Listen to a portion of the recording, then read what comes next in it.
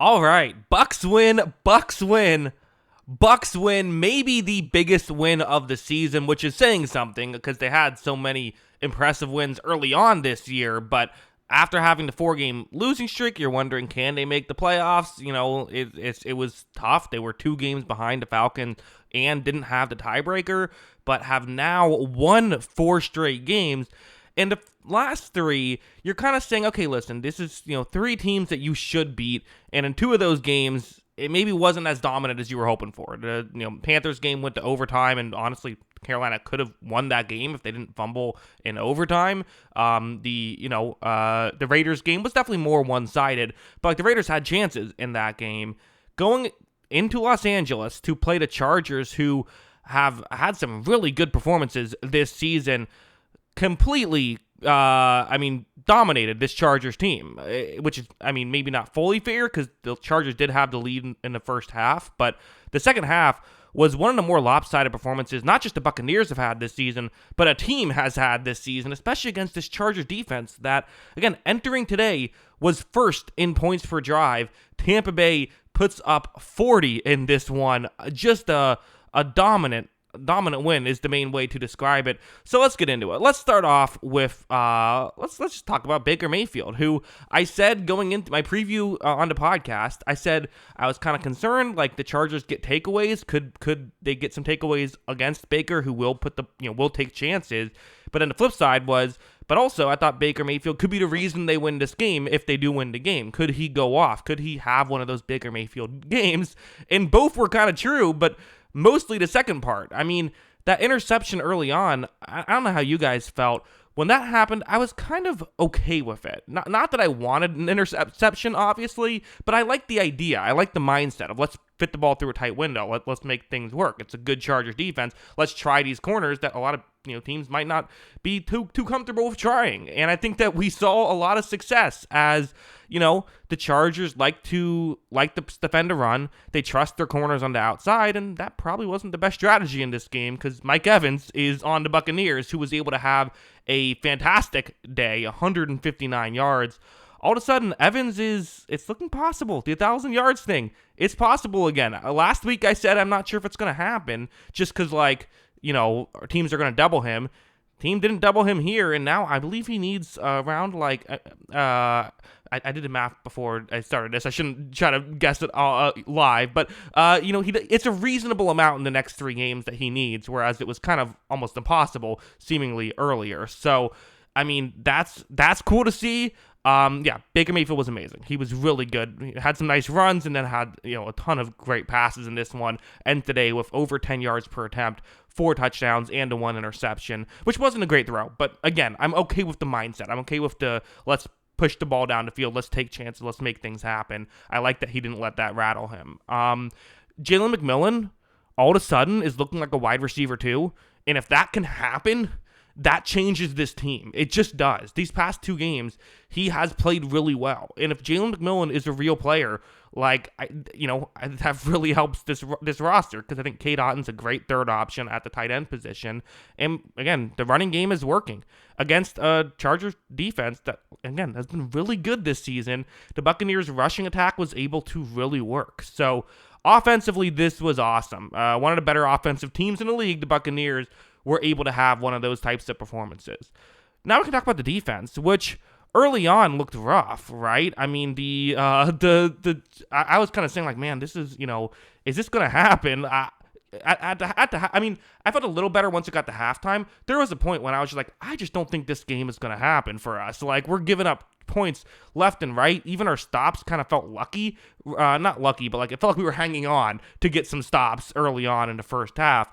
But then, I think one thing that does have to be mentioned is Herbert wasn't 100%, and that's just true. Not to make injury excuses for my opponent, which is not something people do, but not to say that's the only reason that the Bucs defense did so well. But that was a factor, right? Herbert isn't quite as mobile, and Todd Bowles, to his credit, again, I know that we've all had our frustrations with Bowles. Even in the first half, I had my frustrations with Bowles. He makes adjustments really well.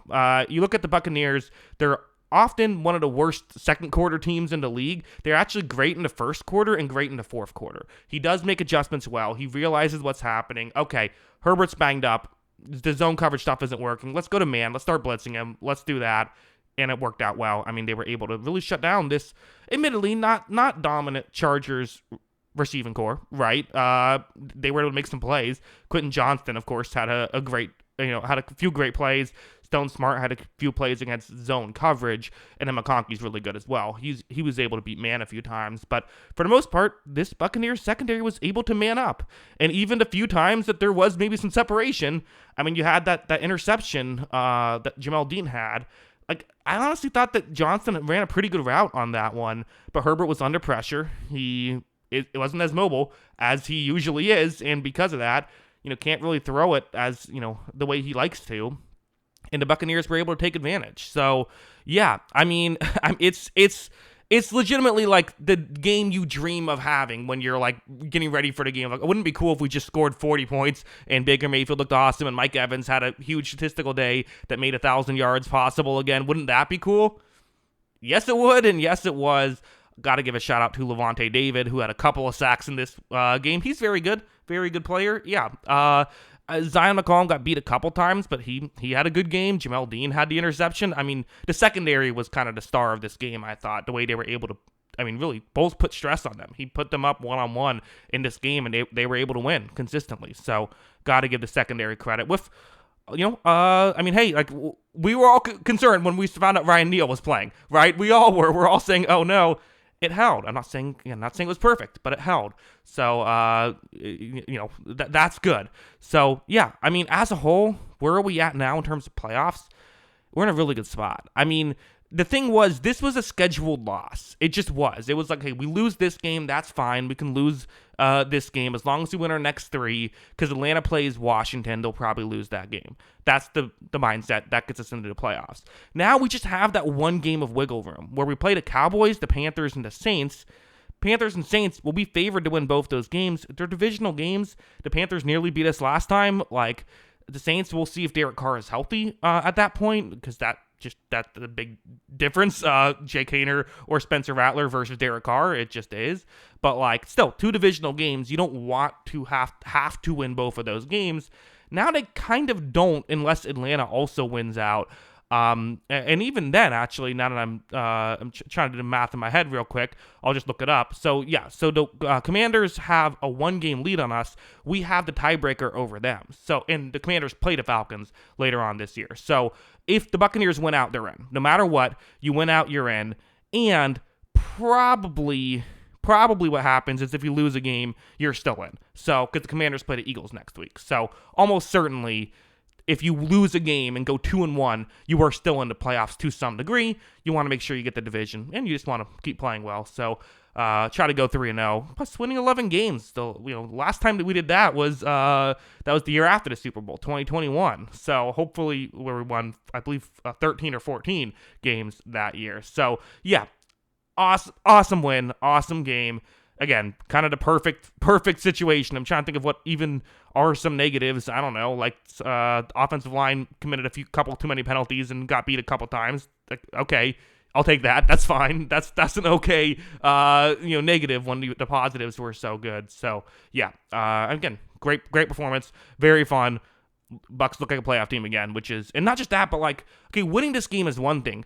Winning this game how we did it and like looking as good as we do, that's what's exciting. And I mean, again, you look at the resume of this Buccaneers team now.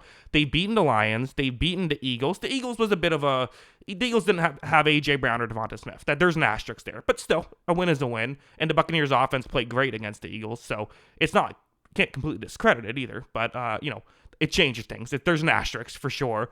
But still, Lions, Eagles, Commanders, and Chargers now. Pretty good resume. They can definitely beat playoff teams. Don't think teams want to play them in the playoffs. Still, looks like the Buccaneers, if they get the division, will play it'll probably be the Packers, but maybe could be the the Vikings, or I guess maybe even the Lions now, because the Lions lost their game, or at least as of recording this video, they're about to lose this game. So, that's possible too, which I don't think. I know we beat them earlier this year. I would not like to play the Lions in the first round. That would be a bummer. The wild card Lions. So hopefully they can get the division. But yeah, those are my thoughts. What are yours? Let me know in the comments below. Always love hearing from y'all. And of course, as always, thanks for watching.